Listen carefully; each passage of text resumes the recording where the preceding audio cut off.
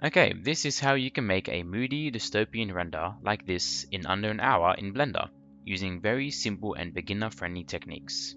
I'm going to break down the steps into concepting, modeling, texturing, lighting, and rendering, just so it's a bit easier to follow. Okay, before you start an artwork, it's good practice to research for inspiration. This can range from concepts of scenery, color palette, lighting, camera angles, or even just your overall scene composition. In this case, let's do some quick research on sci-fi renders. Moody dystopian renders rely heavily on volumetric lighting, which creates this visually appealing fog.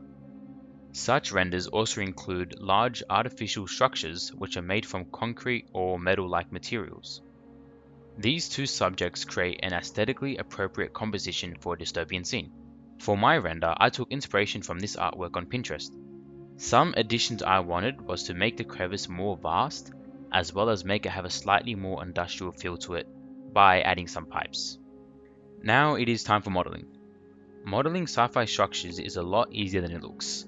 Shapes can fall under geometric and organic. Geometric for artificial man-made objects, and organic for naturally occurring objects, with organic being considered much more difficult to model due to its curves. Thankfully, sci-fi environments primarily consist of geometric shapes. To model these large sci-fi walls, I added multiple random loop cuts along a plane.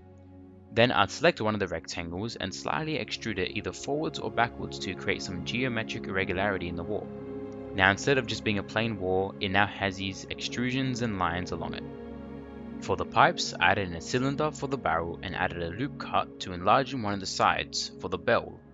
On the bell, I played around with the shapes such as insetting faces and extruding them for the bolts. When creating a photorealistic render, do not be afraid to use textures from texture libraries. It is a common beginner mistake to try and create your own realistic textures. However, not only is it extremely difficult and tedious, it is also severely time consuming. Stay true to your focus on the artwork. If you're trying to create a photorealistic render, it is more than okay to use online textures. Rather, it's actually more recommended to do so. I use textures from the Blender Kit add-on for the metal pipes. For the concrete wall, I use the concrete image texture from Adobe Stock. I use this node setup to add some ambient occlusion, which is a shadow that occurs along edges.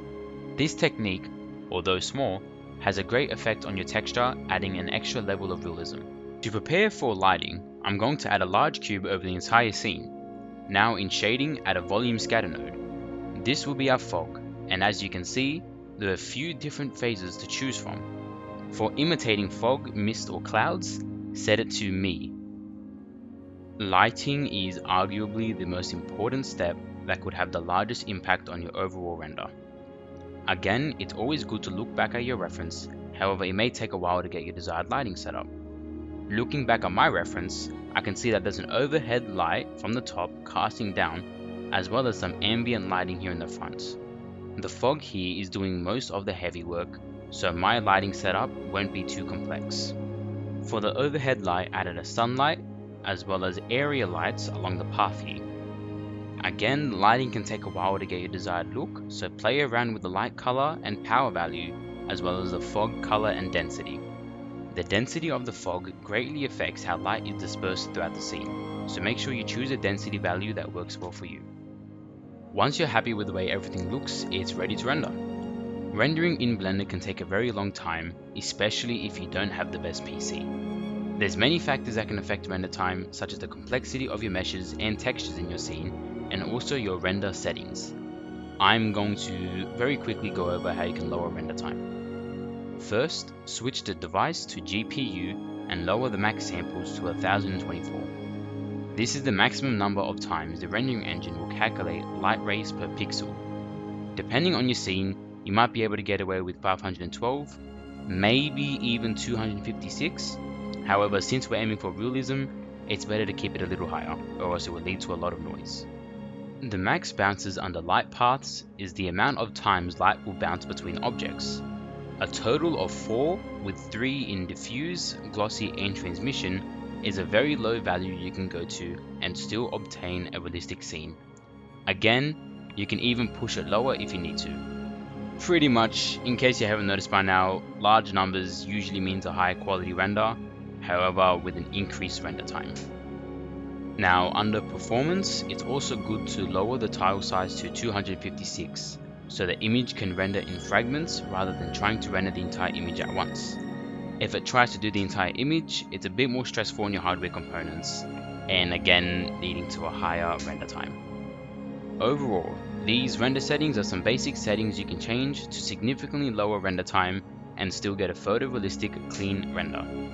Additionally, I did some quick post-processing in Adobe Lightroom to enhance the image a little. I also added some film grain to give the fog a more rough and dense texture and to imitate dust particles. So yeah, that is how I made this moody dystopian render in Blender.